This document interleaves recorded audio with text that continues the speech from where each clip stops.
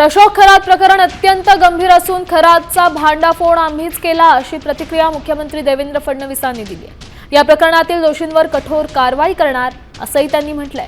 ते नेमकं काय म्हणाले ऐकूया। खरात यांचं प्रकरण अत्यंत गंभीर आहे।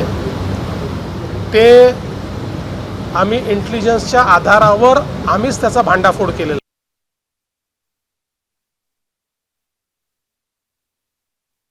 खरात यांचं प्रकरण अत्यंत गंभीर आहे।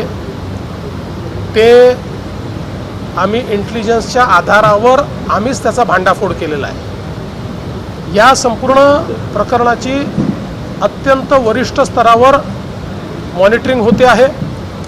स्वतः डीजींना मी सांगितलेलं आहे की त्यांनी याचं मॉनिटरिंग करायचं आहे। याच्यामध्ये एसआयटी तयार केलेली आहे।